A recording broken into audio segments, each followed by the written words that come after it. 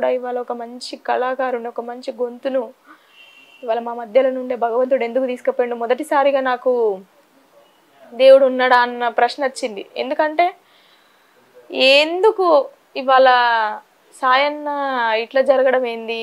లేవగానే ఈ వార్త వినగానే తట్టుకోలేకపోయిన. ఒక 5 నిమిషాలు షాక్ అయిపోయింది. మైండ్ అంతా బ్లాంక్ అయిపోయింది. ఏం జరిగింది? ఏంటిది? నిజమేనా? ఇది ఫేక్ కావచ్చు. యూట్యూబ్లలో కొన్ని ఫేక్స్ వస్తుంటాయి. అది ఫేక్ కావచ్చు, నిజం కాదు కావచ్చు అని చెప్పేసి 2-3 ఫోన్లు చేసి కూడా కనుక్కున్నా. లేదు, నిజంగానే జరిగింది. గ్రూప్లో వాట్సాప్లలో మెసేజ్లు రావడము, ఆయన ఫొటోస్ రావడము అన్నీ చూసి ఒక్కటేసారి షాక్ అయిపోయింది అన్నట్టు. సాయి చందన్ చివరిసారి ఎప్పుడు చూసారు? నేను సాయి చందన్నను రీసెంట్గా ఎలక్షన్స్ జరిగినాయి కదా, బై ఎలక్షన్స్ హుజరాబాద్ నియోజకవర్గంలో.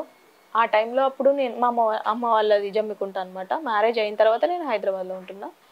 అప్పుడు నేను అక్కడే ఉన్నా. ఆ టైంలో అన్న ఎలక్షన్స్ కార్యక్రమాల కోసం అని చెప్పేసి జమ్మికుంటకు వచ్చిండు. వచ్చినప్పుడు ఒక వేదిక మీద కలిసినాం అన్నట్టు.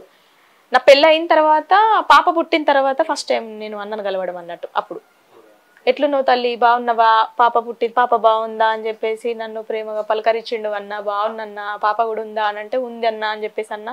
సరే అన్న ఇంటికి రండి అని చెప్పిన.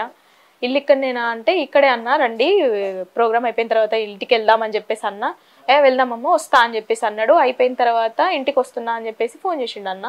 ఫోన్ చేసి లంచ్ ప్రిపేర్ చేస్తా అన్న అంటే, వద్దు నాకు చాయ్ పెట్టు, నాకు తల బాగా వస్తుంది, చాయ్ పెట్టు, చాయ్ తాగుతా, స్ట్రాంగ్గా చాయ్ కావాలని చెప్పేసి అంటే టీ పెట్టి ఇస్తే తాగిండు. కూర్చొని చాలాసేపు మాట్లాడిండు. వచ్చేటప్పుడు పాపకి డ్రెస్ కూడా కొనుక్కొని వచ్చిండు.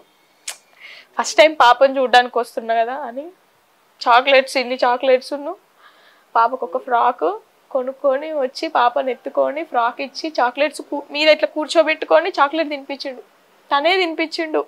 అసలు ఎవరి దగ్గరికి వెళ్ళదు ఎక్కువ ఆమె. అట్లాంటిది అన్న మీద కూర్చొని చాలాసేపు అన్న మాట్లాడుతుంటే ఇట్లనే చూస్తుండే.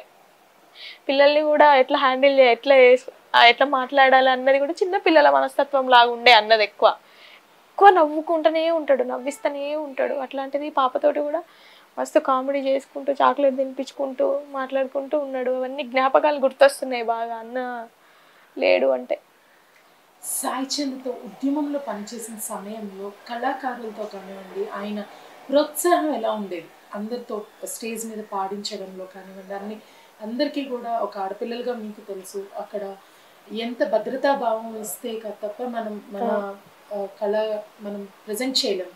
ఆ సమయంలో సాయి చంద్ర నుంచి వచ్చిన సపోర్ట్ మీకు కొంచెం చెప్పగలుగుతారు? మేము వేదికల మీద పాడినప్పుడు సాయి చందన్న నేను ఉంటే మాత్రం నాకు పిలిచి ఏం పాట పాడతావురా అని చెప్పేసి అడిగేది అన్న. ఏం పాట పాడతావు అని చెప్పేసి అడిగి స్టేజ్ మీద అనౌన్స్ చేయించి పాడించేటోడు. నేను చిన్న ఉన్నప్పుడు 25 లక్షల మంది జనంతో మహాగర్జన అనే ప్రోగ్రామ్ ఒకటి వరంగల్లో ఏర్పాటు చేసిండ్రు. ఆ టైంలో చాలామంది కళాకారులు వచ్చిండ్రు, కొన్ని లక్షలాది మంది జనాలు వచ్చిండ్రు. ఆ టైంలో నేను పాదయాత్ర ద్వారా నడుచుకుంటూ వస్తే ఆ కార్యక్రమంలో అప్పటికి కార్యక్రమం అంతా అయిపోతుంది, కేసీఆర్ గారు వేదిక మీదకి వస్తున్నారు, ఇక పాడే అవకాశం రాదేమో అనుకున్నా. ఆ టైంలో అన్న నన్ను చూసి చేయి పట్టుకొని తీసుకొని వచ్చి ఇప్పుడు చెల్లె పాదయాత్ర ద్వారా మన వేదిక దగ్గరకు వచ్చింది పద్మావతి అని చెప్పేసి, పిట్ట కొంచెం కూతగనం అని చెప్పేసి అనౌన్స్ చేసి నా చేతికి మైక్ ఇచ్చి అప్పుడు నన్ను పాట పాడించిండు అన్న. సంతోషంగా ఏ పాట పాడారు అప్పుడు?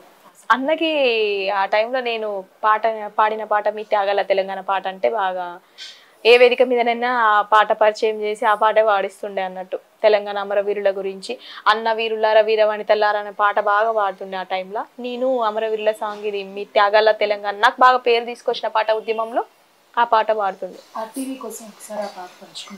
తప్పకుండా. మీ త్యాగాల తెలంగాణ జెండా ఎత్తుకున్నమో విద్యార్థి వీరుల్లారా, జగడమాడుతున్నమో విద్యార్థి శూరుల్లారా, అలుకు జల్లి ముగ్గు పెడితే సుఖాలయ్యి చూసినట్టు, ముసురుకున్న మబ్బు గరిగి సినుకులయ్యి రాలినట్టు, సదీదిని పోతరా విద్యార్థి వీరుల్లారా, చదువు చెప్పి పోతరా విద్యార్థి అమరులారా. సాయి చంద్ర గారు ఆలోచనలు ఎలా ఉండేవి? అంటే ఒక సాహిత్య పరంగానే కాకుండా ఆయనలో ప్రజా సేవ చేయాలని కానీ ఇలాంటి ఆలోచనలు చాలా ఎక్కువగా ఉండేవి. మీతో ఎప్పుడైనా పంచుకున్నారు అలాంటివి? పంచుకున్నారు. అన్న కేవలం ఒక పాట మాత్రమే పాడాలి అన్న తత్వం అన్నలో లేదు. ఆయనకి మాట్లాడే తత్వం ఉంది, పాటను కానీ మాటను కానీ ప్రశ్నించడం కానీ జ్ఞానం కానీ చాలా వాటి మీద అవగాహన ఉంది. మొన్న ఇంటర్వ్యూ చూసుకుంటే రజనీ వదిన కూడా చెప్పింది, పుస్తకాలు చదువుతాడని చెప్పేసి చెప్పింది. చాలా అంటే చాలా జ్ఞానం ఉంది చాలా విషయాల మీద. ఒక్కొక్కసారి కొన్ని సందర్భాలలో నాకు కొన్ని విషయాలు తెలియకపోతే ఇప్పుడు అన్న కలిసినప్పుడు అన్న ఇది ఏంటిది అన్న అని చెప్పేసి అడిగితే చాలా విషయాలు చెప్తుండే. నువ్వు ఏం చదువుకున్నావన్నా అని చెప్పేసి అంటే కామెడీగా ఒక్కొక్కసారి ఏమో నేను 10th చదివినరా, నేను 7th చదివినరా అని మాకు జోక్ చేస్తుండే. లేదన్నా నీకు ఇంత జ్ఞానం ఉంది కదా, ఇన్ని విషయాలు చెప్తున్నావు, నువ్వు ఏం చదివినావు అంటే కూడా జోక్ చేస్తుండే మాతోటి. అట్లా అన్నకి పాటలు కేవలం పాటలే ఎందుకు పాడాలి, రాజకీయంగా ఎందుకు ఎదగొద్దు, ఎందుకు నాయకత్వ లక్షణాలను ఎందుకు చేయొద్దు, ప్రశ్నించే తత్వం కానీ క్యాస్ట్ గురించి కానీ ఇట్లాంటి విషయాలు బాగా అంటే గట్టిగా మాట్లాడే తత్వం ఉంది అన్నలో. కేవలం ఒక పాటను ఒకటే కాదు, సాయి చంద్ అన్నలో మంచిగా నాయకత్వ లక్షణాలు కూడా ఉన్నాయి. దేనికైనా కానీ ముందు నడిచే అంటే ఎవరికొకరికి భయపడేది ఏంది అన్నది ఉంటుంది అన్న దగ్గర. ఎవరికి భయపడేది లేదు, మనం తప్పు చేస్తలేం, మనం ఎవరికి భయపడాల్సిన అవసరం లేదు, మనం కష్టపడుతున్నాం, మనం ముందుకు పోవాలి. అట్లాంటి నేచర్ అన్నది నాకు చాలా విషయాలు అట్లా చెప్పిండ్రు. సాయి చంద్ ముఖ్యంగా సాహిత్యపరంగా కానివ్వండి, గాయకుడిగా కానివ్వండి, ఈ రెండు కానీ ప్రజలకు బాగా దగ్గర అయ్యారు.